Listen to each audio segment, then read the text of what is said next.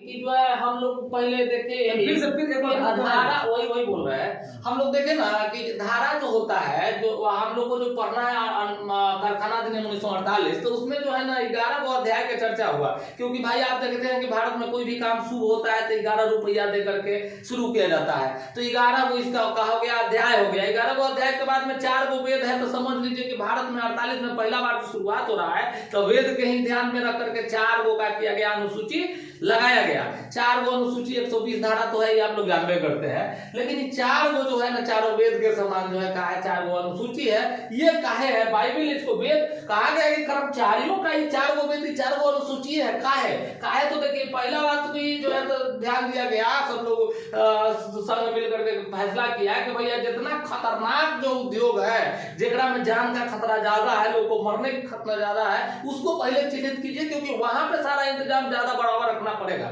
वहां पे इंतजाम विशेष इंतजाम या रखना पड़ेगा क्योंकि खतरनाक कारखाना है। तो पहला अनुसूची में यही किया गया कि जो खतरनाक जो है कारखाना वाला जो था, उस सब की सूची तैयार किया गया कि ये कारखाना खतरनाक है, यहाँ पे विशेष ध्यान देना पड़ेगा। दूसरी की बात हुई कि जब कार्यस्थल पर जो है कुछ रासायनिक पदार्थ जो है, ऐसा है कि कार्यस्थल पर जो बहुत सारे ऐसे रसायन हैं जिसका सार्वजनिक रूप से जो है ना अनुमति नहीं है किसी को कि जाओ तुम जो है ना इस चीज को कर सकते हो। लेकिन जनता के कल्याण के लिए कारखाना की स्थापना जब किया गया है, तो उसमें कुछ खतरनाक चीजों को भी, माने जो रसायनों को, कुछ रसायन जिसको से अगर बाहरी रूप में यूज किया जाए तो नुकसान हो सकता है, लेकिन कारखाना में उसका दवा बनाया जा सकता है, जन कल्याण के कार्य किया जाता है। तो उसके लिए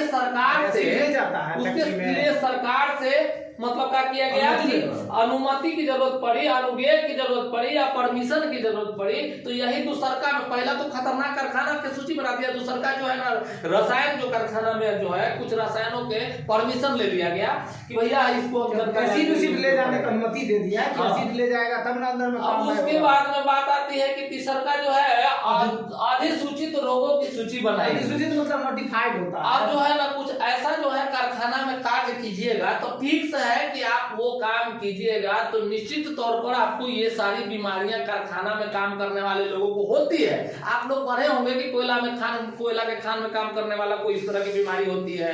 अभी भी पढ़े होंगे कि वेल्डिंग करने वाले को जो है आंख की रोशनी वाला प्रॉब्लम होता है। तो अभी भी सुने होंगे कि भाई जो ग्राइंडिंग करता है उसके अंदर फेफड़ा में लोहा का बुरादा चल जाता है, तो उसको हृदय से संबंधित परेशानी होती है, श्वास से संबंधित परेशानी होती है। तो इसी तरह से जो कारखाना में तीसरा में क्या किया गया कि अधिसूची किसको किया गया, अधिसूचित रोगों की सूची बनाया गया।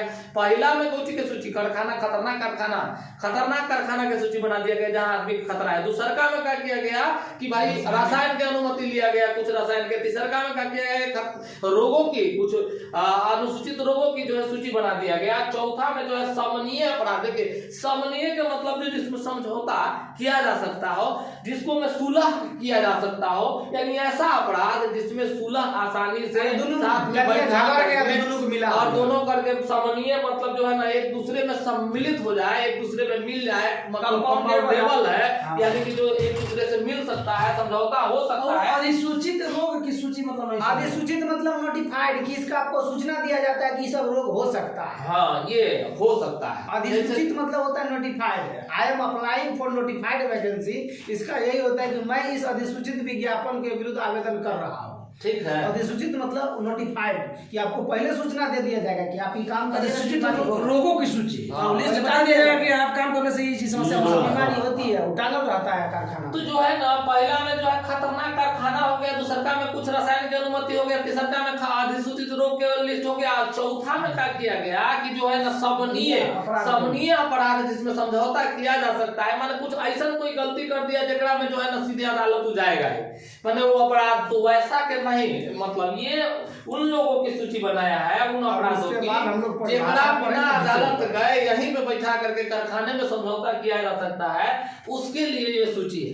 अब मान लीजिए कि किसी जो है ना अगर कोई स्त्री है उसके साथ दुर्व्यवहार हो गया, तो दुर्व्यवहार हो गया तो भैया तो उसका अपराध जो है ना फिक्स हो गया भैया, वैसा अपराध जो है अदालत में जाएगा ही, उसको सजा मिलेगा ही। तो वैसे नहीं, वैसा गाली गलौज अपराध की सूची नहीं, बल्कि वैसा अपराध कि जो साधारण किसी से गाली गलौज हो गया, किसी से हाथापाई हो गया, ठेला ठाली हो गया, या फिर जो है ना कोई आदमी जो है ना किसी को ज्यादा मतलब टॉर्चर जाति सूचक शब्द या इस तरह से कुछ बात कर दिया, जो समझौता किया जा सकता है माफी मांग करके या एक दूसरे से सुलह करके, तो वो उसकी सूची बनाया गया। 4 गो अनुसूची में ये चारों बातों की चर्चा है।